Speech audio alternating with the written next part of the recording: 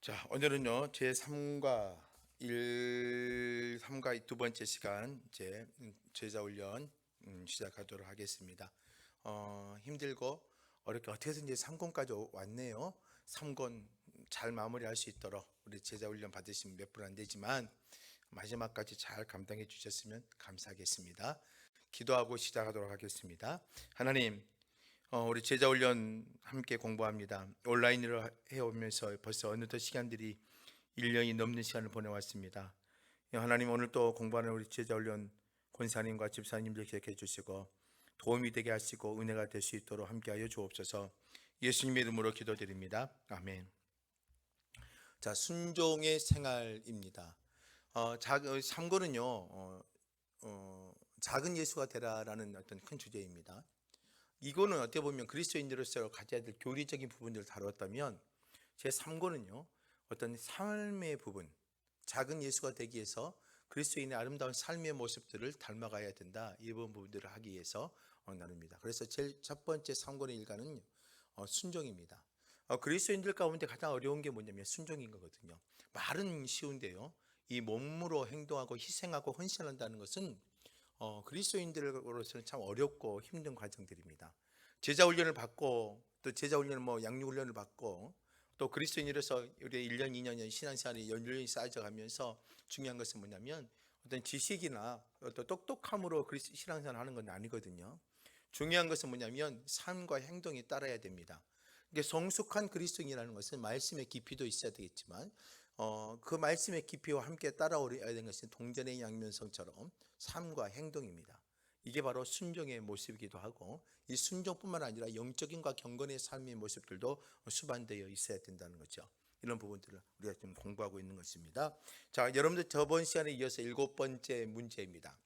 자, 주님을 사랑하며 순종하는 자에게 약속하신 은혜. 자, 우리는 당연히 하나님의 말씀을 따르고 하나님의 말씀에 순종하며 나가야 되는 거죠.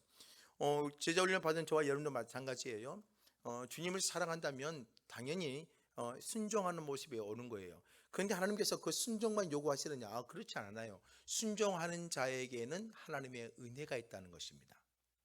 오늘 제자 훈련을 받고 있는 저와 여러분들도요, 단순히 머리로 그래 좋아 이게 은혜가 있어 이게 아니라, 하나님의 말씀 듣고 깨달았다면 그대로 순종하셔야 돼요. 삶에 적용을 해야 돼요. 그리고 삶에 적용을 한 순간에 하나님의 은혜가 연결되어 있다는 거. 그래서 요한복음 14장 21절 말씀을 볼까요? 나의 계명을 지키는 자라야 나를 사랑하는 자니. 자, 나를 사랑한다는, 예수를 사랑한다는 것은 뭐냐면 내 계명을 지키는 자가 나를 사랑한다라고 표현했습니다. 나를 사랑하는 자는 내 아버지께 사랑을 받을 것이요. 자, 내 계명을 지키는 자가 나를 사랑하는 자요. 그리고 나를 사랑한다면 뭐예요? 하나님으로부터, 하나님 아버지께부터, 만군의 여호와 하나님, 만군의 주권자이고 만유의 다스리고 통치자이신 하나님께 뭐가 한다? 사랑을 받는다라고 되어 있습니다. 그리고 나도 어때요? 그를 사랑한다라고 되어 있습니다. 그리고 그에게 뭐하리라? 내가 나를 나타내리라. 얼마나 귀한 축복의 말씀입니까? 예수님을 사랑하면 그 사랑의 모습은 뭘로 보여야 돼요? 순종의 모습. 어떤 그 말씀과 계명을 따르는 거. 그 계명을 따르는 자에게는 뭐예요? 하나님 아버지께 사랑을 받는다는 거. 그리고 나도 내 계명을 따르고 순종하는 자에게는 나도 그 사랑을 보여주는 데에 어떻게 그들에게 내가 나타내리라라고 말을 해주고 있다는 것입니다. 이게 얼마나 귀한 은혜입니까? 그래서 하나님의 말씀에 순종하시며 사셔야 되는 거예요. 여러분들이 단순히 하나님의 말씀에 순종하는 거, 여러분들 진짜 중요한 겁니다. 내가 하나님의 말씀에 순종하면서 오늘 내가 어떤 행동을 했다, 하나님의 말씀대로 내가 움직여 갔다, 이건 벌써 뭐예요? 하나님의 사랑을 받는 삶의 모습을 갖는 거예요. 자, 그렇다면 이 말씀을 보면은요, 오늘 우리 말씀을 봤잖아요. 요한복음 14장 21절 말씀에 보면 나도 그를 사랑하며 뭐라고 되어 있습니까? 나도 그에게 나를 나타내리라 라고 말합니다. 자, 그렇다면 이 말씀 가운데 나를 나타낸다라는 말의 의미가 뭘까요? 자, 주님의 순종하면 내가 너를 사랑하겠고 하나님의 사랑을 받을 것이고 나도 너를 사랑한다. 그런데 내 사랑하는 방법은 뭐예요? 내가 너에게 나타내리라. 나를 나타낸다. 자, 나를 나타낸다는 말의 의미는요, 축복하겠다라는 말입니다. 더 깊은 인격적 관계를 나누겠다라는 여러 해석할 수가 있는 거죠. 예수님께서 나에게 나타내 주신다는 것은 뭐예요? 주님께서 내 삶에 나타내 주신다는 게 뭐예요? 주님은 어떤 분이에요? 능력, 지존, 전능, 하나님 못하실 일이 없잖아요. 그런 예수님께서 나와 함께 나타내심으로 말미암아 내 삶에 어때요? 더 하나님 큰 은혜가 있고, 또 예수님께서 내 삶에 나타나시는 말미암아 내 영적인 관계가 더 깊어져서 내가 흔들리지 아니하고 하나님 복된 믿음의 길을 갈 수 있는 거죠. 근데 예수의 제자들에게도 마찬가지예요. 예수님의 제자에게 나타내 주실 때마다 어때요? 큰 풍랑을 가운데 있는 예수의 제자에 나타내 주셔서 그 풍랑을 잔잔케 하시고 다시 예수가 누구인지 더 깊은 관계를 갖게 되죠. 선생이 아니야 메시아요, 구원자요, 참된 생명에 주시는 예수를 더욱더 깊이 알아갈 수 있는 어떤 환경들로 나타내 주는 거죠.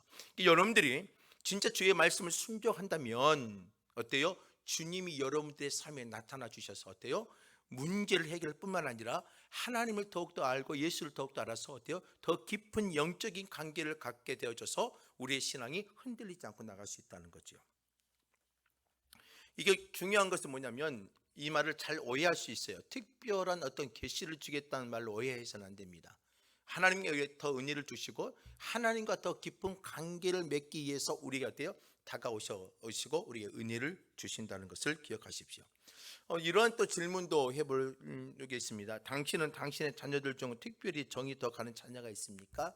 여러분들 자녀들이 있다면 어떤 자녀가 더 정이 더 갈까요? 다 똑같겠지요. 다 똑같아요. 어떤 자녀든지 다 똑같은 사랑하고 똑같이 정을 가요. 그러는데도 일반적으로 사람들이 이렇게 말합니다. 약한 아이, 또 막내 같은 경우는 더 뭐예요? 더 애틋한 정이 갈 수도 있지요. 살갑게 구는 아이, 다가와서 막 비비고 하는 아이 어떻게 가겠죠. 그런데 실질적으로 부모들의 어떤 데이터를 조사해 봤더니 그래도 부모의 말에 순종한 아이에게 더 많이 마음을 갖는다는 것입니다. 오늘 우리도 마찬가지겠죠. 신앙생활도 마찬가지입니다. 기도하는 거 중요합니다. 예배 드리는 거 중요합니다. 그러나 세상 속에 소금과 빛이 되어져서 살아가는 거, 이게 하나님의 관심을 더 깊이 받을 수 있는 삶의 모습이라는 거예요. 너 약하구나. 너 나게 살갑게 구는구나. 다 좋아요. 그러나 주님께서 우리의 부모도 마찬가지인 것처럼 주님이 우리에게 원하는 건 뭐냐면 하나님의 말씀대로 순종하는 모습들을 우리에게 더 원하시고 찾는다는 것입니다. 그리고 그 사람에게 더 큰 은혜와 사랑을 부여해줘요. 집에서도 부모도 어때요? 순종하는 아이에게 더 큰 것들을 주고 알게 모르게 그 아이를 더욱더 뭐예요? 좋은 것들을 주려고 애를 쓴다는 거지요. 자, 8번 한번 봐보죠.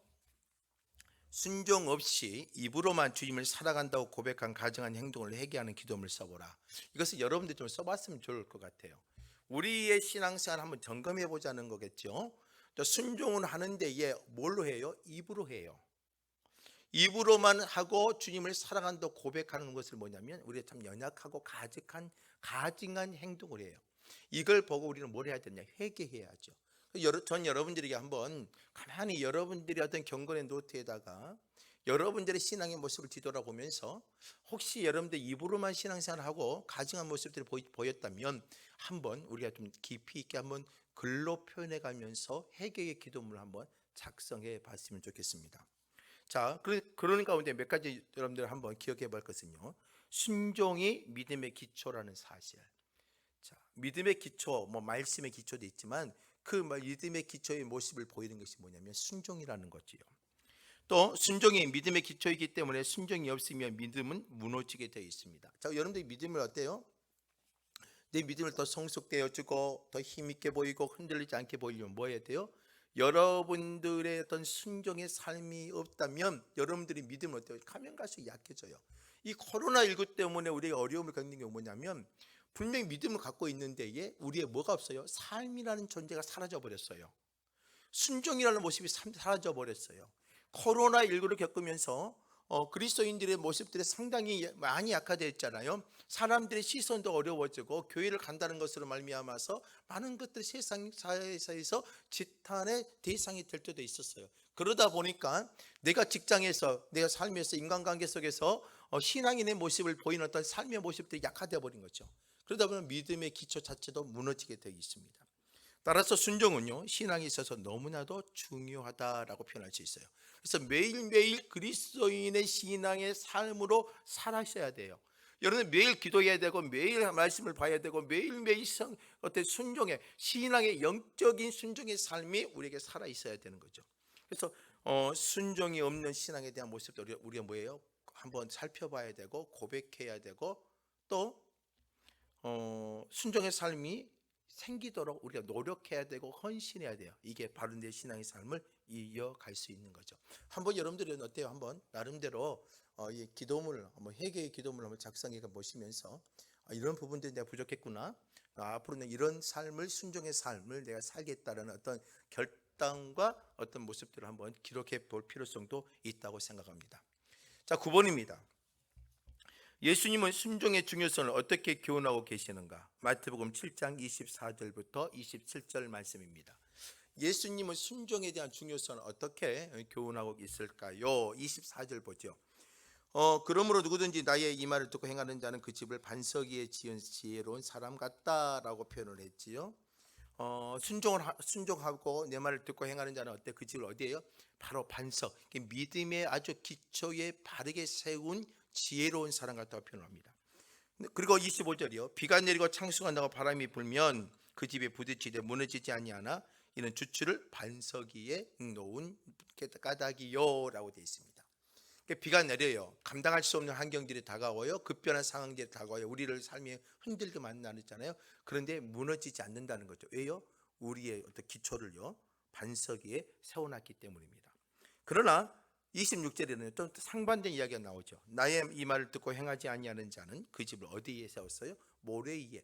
그래서 믿음이 있느냐 없느냐는 것은요, 이 말을 듣냐 듣지 않느냐에 따라서 이게 믿음 말을 듣고 순종하는 사람은 어때요? 반석, 이 믿음의 기초가 있다는 거죠. 그러나 뭔가 듣고 깨달았는데 뭔가 그래 하면서 순종하지 않는다면 어때요? 내 믿음의 기초가 세워지지 않는 거예요. 단순히 한 귀로 듣고 한 귀로 흘러가 버린 그런 신앙과 같은 거예요. 그래서 뭐라고 표현했냐?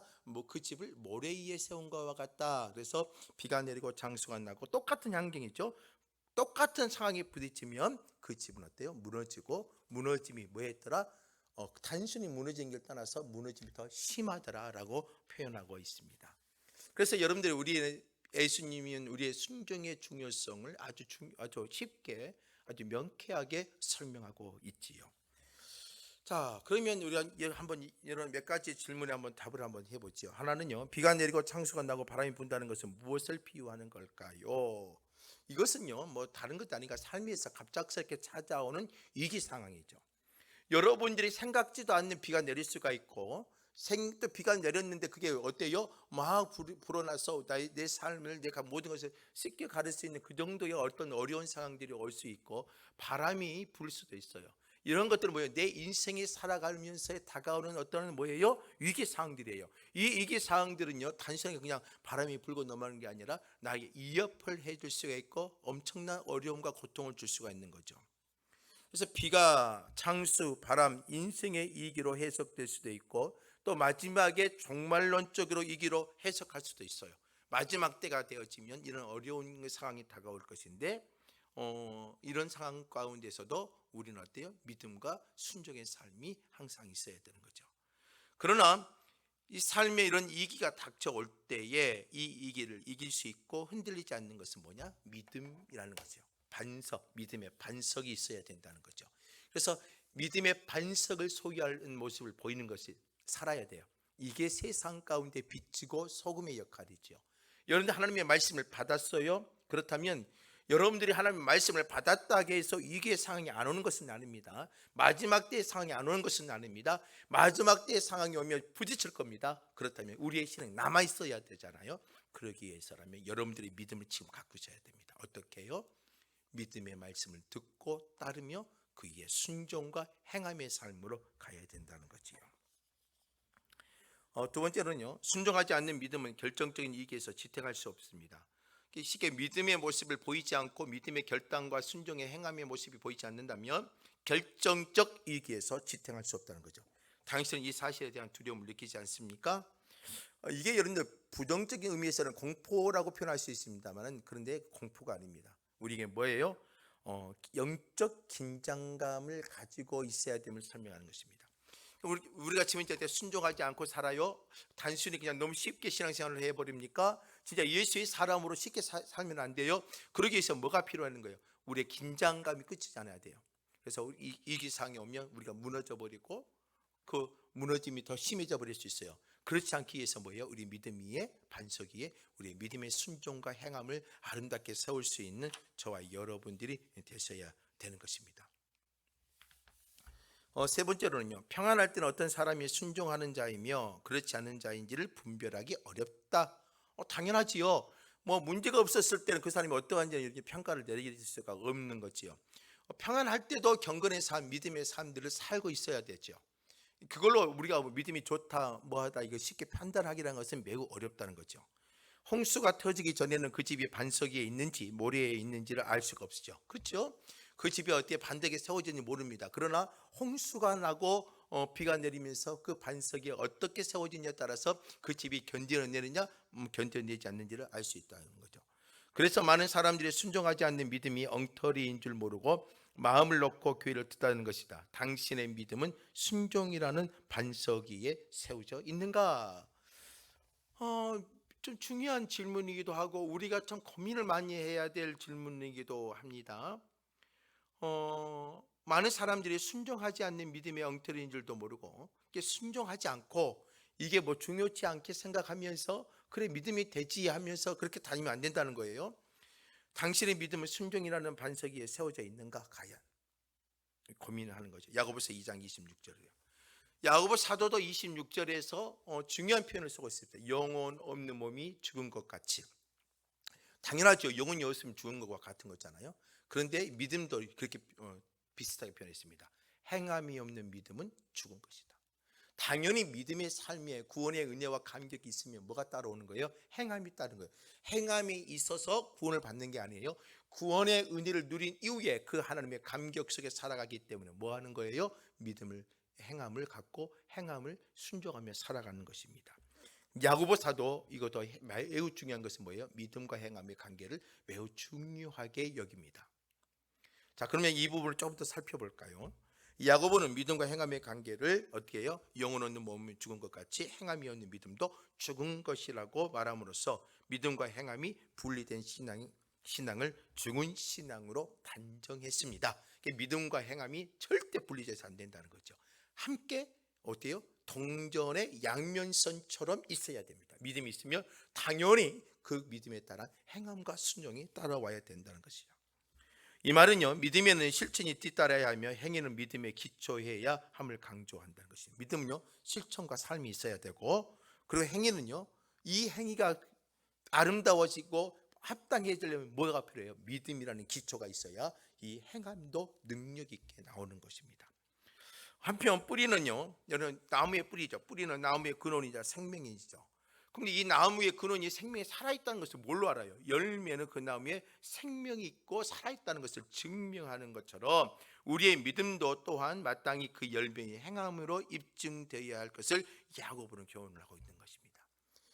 뿌리가 살아있다, 믿음의 가지가 살고 이파리가 열고 꽃이 피고 열매를 맺는 것으로 증명되어지잖아요.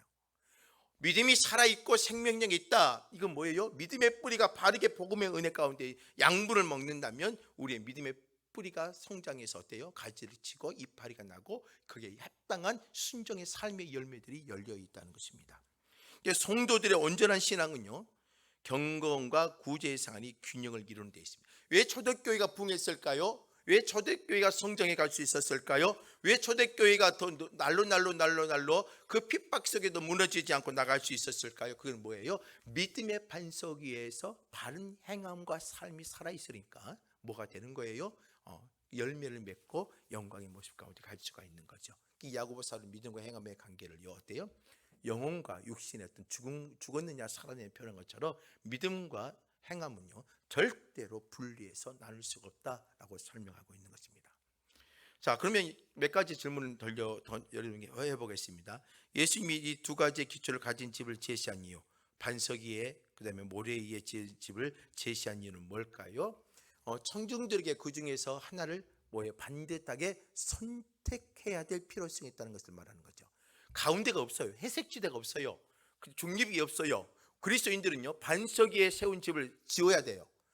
그게 우리가 살 길이에요. 그래서 믿음과 행함이 함께 있는 것을 확실히 증명해 줄 수 있는 신앙을 살아야 된다는 것을 매우 강조해 주기 위한 모습입니다. 지금도 예수님께서는 우리에게요, 둘 중에 하나를 선택을 요구하고 있다는 거죠. 결론은 뭐예요? 반석 위에 세운 믿음의 모습을 보이는 것. 거기에 위해서는 뭐예요?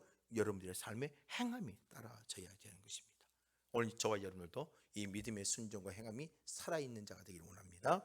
자, 두 번째 질문요. 비가 내리고 창수가 나고 바람이 불기 전까지는 집이 반석에 있는지 모래에 있는 것인지 잘 알 수 있는가? 알기는 어렵지요. 그러나 우리는 어때요? 평상시에 변함없이 꾸준히 하는 모습을 보면 그래도 믿음의 반석 위에 아름답게 세워져 있다라고 간접적으로 우리가 볼 수가 있긴 있습니다. 따라서 알기는 하는 게 우리가 뭐 평가 내기는 어렵지요. 따라서 불순종 이해 신앙생활하고 살아가는 사람도 그 불순종을 쉽게 알아챌 수가 없습니다. 그렇죠? 저 사람이 믿음이 있는지, 불순종한 삶을 살아갔는지, 잘못된 삶을 사는지 우리는 알 수가 없습니다. 하지만 위기 상황이 되어지면 그 기초가 드러나게 되고 그 신앙의 모습이 어때요? 확연하게 보이게 되는 거죠. 이런 코로나19를 겪으면서 우리는요, 참 안타까운 게 뭐냐면 믿음의 그리스도인들이 신앙이 약화되어져서 의심하게 되어지고, 그 다음에 신앙에 대한 확고한 모습들이 없다 보니까 모래 위에 세운 집처럼 많은 교회와 많은 성도들이 무너지는 경우들이 존재하는 거죠. 저는 여러분들이 그렇지 않았으면 좋겠습니다. 어떤 상황을 만나든 어떤 환경이 되어지든 변함없이 주님을 섬기고 믿음의 반석 위에 굳건히 세워져 가기를 부탁을 드립니다. 세 번째 질문을 한번 또 드리면요, 불순종과 순종 중에 어느 것이 더 희생이 적은가? 여러분, 불순종과 순종 가운데 어느 것이 더 희생이 적다고 생각합니까? 불순종이 순종보다 희생이 적은 것처럼 보입니다. 순종하면 많은 것들을 포기해야 되잖아요. 하나님의 말씀에 따라 살아가니까 이것도 포기하고 저것도 포기해도 이렇게 살아야 되고, 내 뜻대로 말도 못하고 많은 어떤 삶의 어떤 규제가 있잖아요. 그러니까 순종이 어떻게 보면 많은 어떤 손해를 본 것처럼 희생이 된 것처럼 보이지만, 그러나 그것은 아니라는 거죠.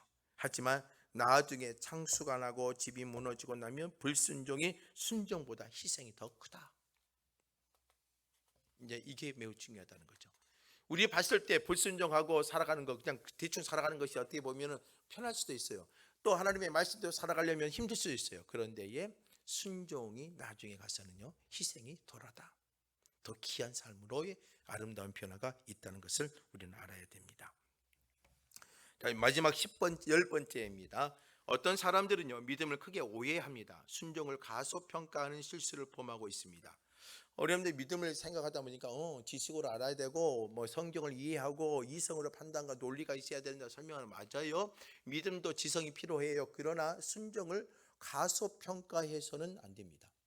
여러분들 믿음이 있다면 삶의 모습이 있어요. 초대교회가 성장할 수 있었던 것은요, 복음의 반석 위에서 예수님을 닮아가고 성숙된 그리스도인의 모습을 보이면서 헌신하고 희생하는 모습을 가지고 살아가고 있기 때문에 어때요? 더 큰 은혜를 만들어내고 놀라운 일을 만들어내는 거죠. 그래서 순종의 삶이 얼마나 큰지 모릅니다. 그래서 믿는 자의 수가 더 많아지는 초대교회 풍의 역사 있었습니다. 믿기만 하면 구원받는데 순종 안 하고 무엇이 그렇게 대단한 문제가 되느냐라고 반문합니다. 믿기만 하면 되는데 순종할 필요가 뭐 있느냐, 이렇게 표현하는데 그게 아니라는 거죠. 그리고 순종을 강조하는 것은 믿음의 중요성을 깎아내리는 것이라고 비난합니다. 삶이 중요하냐, 지식이 중요하지 하면서 순종을 어때요? 더 폄하하게 생각할 수도 있다는 거죠. 당신은 여기에 대해서 어떻게 반박할 수 있을 것인가? 야고보서 2장 14절에서 19절 말씀을 통해서 한번 생각해 보자는 겁니다. 믿음과 행함은요, 매우 중요한 부분인데요, 이것은요, 어느 것이 더 중요하고 어느 것이 더 약하다 이렇게 해서는 안 됩니다. 동전의 양면과 같이 항상 뭐예요? 똑같이 동등하게 살아 있어야 됩니다. 자, 14절 보죠. 내 형제들아, 만약 사람이 믿음이 있노라 하고 행함이 없으면 무슨 유익이 있으리요? 그 믿음이 능히 자기를 구원하겠느냐? 여러분들 이 14절 말씀을 보면서 우리가 계획한 것은 뭐냐면, 참된 신앙은요, 자기의 믿음 있음을 자랑하지 않아요. 더 겸손해져요. 바리새인들은 뭐예요? 자신의 신앙과 열정과 모든 것을 자랑하고 입으로 모든 걸 하면서 많은 사람들이 듣도록 자신의 신앙 열정하지만 진정한 믿음이 있는 사람은 어때요? 자기의 믿음을 자랑하지 않아요. 왜냐하면 교리를 인정하고 고백하며 성경에 대한 많은 이론적인 지식 습득하는 것만으로 엄격한 의미에서 신앙인이라고 말하기 어렵기 때문이에요. 똑똑해요. 많이 알아요. 오랫동안 교회를 다녔어요. 진짜 중요한 믿음의 사람이에요. 진짜 훌륭한 신앙인이에요. 이걸로 말할 수 있느냐? 그렇지 않다는 거지요. 그래서 믿음은요, 진정한 믿음은 어때요? 삶으로서의 겸허와 겸손의 모습을 보이고 예수의 십자가의 길을 보이게 돼 있습니다. 15절이요. 만약 형제나 자매가 헐벗고 일용할 양식이 없는 데에, 내 주위에 사람들이 일용할 양식이 없고 헐벗고 있는 데에 너희 중에 누구든지 그에게 이르되 평안히 가라, 덥게 하랴, 배부르게 하랴 하며 그 몸에 쓸 것을 주지 않냐면 무슨 유익이 있으리요. 믿음이 있고 형제가 헐벗고 있는데 믿음 있는 사람들 어때요? 당연히 그 옆에 있는 형제를 어때요? 먹이고 도와줘야 되고 보살펴줘야 돼요. 그런데 이게 없으면 안 된다는 거지요. 이게 없으면 무엇이 유익하리요? 라고 말합니다. 그래서 15절과 16절은 뭘 말하느냐? 표리부동한 믿음을 설명하고 있습니다. 겉과 속이 다르는 신앙은 잘못되어 있다. 믿음과 행함의 모습이 상반되어서는 안 된다. 믿음과 행함은 함께 뭐예요? 따라가야 된다 설명하고 있는 거죠. 17절과 18절 말씀을 보죠. 이와 같이 행함이 없는 믿음은 그 자체가 죽은 것이다. 참 야고보 사도가 무서운 단정적인 말을 했습니다. 어떤 사람은 말하기를 너는 믿음이 있다고 하고 나는 행함이 있으니 행함이 없는 내 믿음을 내게 보이라. 나는 행함으로 내 믿음을 네게 보이리라 하리라. 자, 행함이 없는 믿음은 죽은 자와 같이 아무런 힘이나 능력이 없어 어떤 행동도 가지지 못함을 말하고 있는 거죠. 결국은 믿음은요, 행함이 있어야 돼요. 행함이 있어야 그 믿음에 대한 능력과 가치를 볼 수 있는 거죠. 그래서 믿음은요, 죽은 나무처럼 그 형체가 남아있으나 열매나 꽃을 피우지 못하는 명목뿐인 상태입니다. 믿음만 강조해버리면 죽은 나무처럼 돼버린 거죠. 그래서 믿음은 죽은 나무처럼 형체 남아있는 그 열매가 꽃을 피우지 못하는 그런 명목상 있는 그런 믿음 모습이 갖고 있는 것이 아니라 어때요? 나무로서의 기능, 꽃이 피고 이파리가 있으며 푸름을 줄 수 있는 그런 것을 하기 위해서는 믿음과 행함이 함께 잘 아름답게 세워져 갈 수 있는 살아있는 믿음의 모습들을 보여줘야 돼요. 그래서 성도들은요, 자신의 삶의 영역에서 믿음을 입증할 줄 알아야 돼요. 그 입증하는 모습이 뭐예요? 바로 하나님의 귀한 은혜요, 하나님의 귀한 사랑의 모습이요, 그리고 확증할 때에 바로 그 모습이 바로 믿음과 행함을 통해서 살아있고 성도가 능력이 있다는 것을 보이는 것입니다. 자, 19절 말씀을 봐볼까요? 19절. 네가 하나님의 한 분이신 줄 믿느냐? 잘하는도다. 귀신들도 믿고 떤다 라고 되어 있습니다. 야고보는요, 이런 형식적이고 표리부동한 신앙을 모습을 보고요, 귀신들의 고백에 비교해버립니다. 신앙을 어떻게 폄하하고 있는 거죠. 왜냐하면 하나님의 유일성과 전능성을 지식으로만 아는 정도의 것은 귀신들도 알고 있기 때문입니다. 우리는요, 하나님이 그렇게 전능하셔, 하나님 힘이 있어, 이걸로만 표현해서는 안 돼요. 귀신들도 그 정도는 떠들 줄 안다는 거죠. 이와 같이 형식적인 믿음을 귀신의 고백과 비교한 것은 야고보가 행함 없이 믿음만 잘하는 성도들을 강력하게 충고하기 하는 것입니다. 그래서 우리에게 필요한 것은 뭐냐면, 진짜 믿음이 있다 그렇다면 행함이 함께 있어야 돼요. 삶이 있어야 돼요. 인격이 변해야 돼요. 전인격적인 삶이 세상에 뭐가 돼요? 소금이 돼야 돼요. 짠맛을 낼 줄 알아야 되고, 등경이에 빛이 되어서 그 어둠을 비치며 나가는 그리스도인의 그 경건한 삶이 우리에게 있어야 되는 거죠. 오늘날 성도들의 신앙이 선한 행위로 연결되지 못한다면 그것은 귀신들의 고백처럼 무의미하고 무가치하며 공허한 신앙 고백에 불과할 것이다. 여러분들이 꼭 그거 기억하셨으면 좋을 것 같아요. 우리의 신앙이 힘 있기를 원합니까? 우리의 신앙이 진짜 능력이 있기를 원합니까? 우리의 신앙이 진짜 소망이 있기를 원합니까? 그렇다면 여러분들의 믿음이 반석 위에 세운 것처럼 그 믿음 기초 위에 여러분이 행하는 삶, 행함의 삶이, 순종의 삶이 꼭 아름답게 세워지기를 원합니다. 그래서 우리 믿음과 순종의 관계를 이렇게 정리할 수 있습니다. 믿음은 순종보다 선행합니다. 먼저 믿음이 있어야 되겠죠. 구원의 은혜와 감격 속에 있어야 되겠죠. 그 다음에 순종은 믿음의 당연한 결과이다. 당연히 순종과 삶이 당연히 보이는 것이다. 순종의 정도나 여부를 가지고 신앙의 이유를 판단하는 것은 위험하다. 저 사람 순종 잘하니까 많이 하니까 믿음이 좋다? 아니에요. 믿음의 행함을 가지고 판단해서는 안 됩니다. 이 우리의 믿음의 모습은 다 동일합니다. 구원받을 만한 자격 있는 거. 또 마지막으로 순종을 가지고 신앙을 판단할 수 있는 분은 하나님뿐이다. 누구만이 우리의 모습을 판단할 수 있습니까? 하나님만이. 우리 인간은요, 가식적이며 어리석으며 그리고 잘못된 모습을 보일 수도 있습니다. 오늘 우리 믿음과 순종의 관계를 아름답게 보여서 하나님 앞에 인정받는 그리스도인들이 됐으면 좋겠습니다. 오늘 제 3권 1과를 마무리하지만 우리 그리스도인들이 가져야 할 것은 뭐예요? 믿음과 순종의 삶의 아름다움입니다. 여러분 믿음은 있습니까? 당연히 순종의 삶을 사는 우리 제자 훈련 받는 여러분이 되시기를 주의 이름으로 부탁을 드리겠습니다. 기도하겠습니다. 하나님, 저희 시간까지 하나님 모이게 하시고 온라인으로 제자 훈련을 교육받을 수 있도록 허락해 주시 감사합니다. 진짜 작은 예수가 되기를 원합니다. 그러기 위해서 순종의 삶, 믿음의 모습이 반석 위에 세우며 그 반석 위에 귀한 순종의 삶이 아름답게 세워져 갈 수 있도록 인도해 주옵소서. 오늘도 하나님의 늦은 시간까지 함께 해주시고 이 시간을 기억할 수 있는 귀한 하나님의 사람들에게 은혜를 주시니 감사합니다. 더욱더 강력한 신앙의 모습을 보이며 나가게 하여 주옵소서. 이 모든 말씀 예수님의 이름으로 기도드립니다. 아멘. 수고하셨고요. 다음 주 목요일 날 뵙도록 하겠습니다.